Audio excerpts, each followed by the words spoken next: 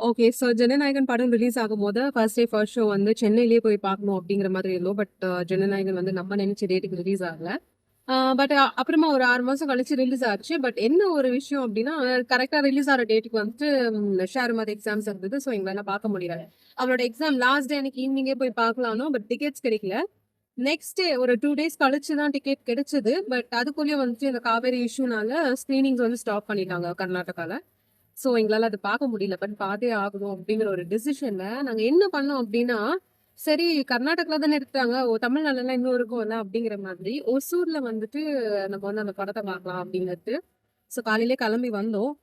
ஒரு 2, 3 தியேட்டர்ஸ் பார்த்தோம். பட் எல்லாமே ஃபுல்லா இருந்தது. ஹவுஸ்ஃபுல்லா இருந்தது. இந்த தியேட்டர்ல 3 டிக்கெட்ஸ் தான் இருக்கு. ஸோ நாங்க வந்து இந்த தியேட்டருக்கு தான் வந்திருக்கோம் பாருங்க.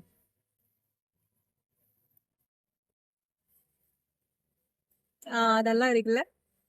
ஸோ இது வந்து லக்ஷ்மி தேவி தியேட்டர் ஒசூர்ல. ஸோ இங்க தான் வந்திருக்கோம். ஸோ நம்ம தளபதி படத்தை பார்த்து என்ஜாய் பண்ணலாம்.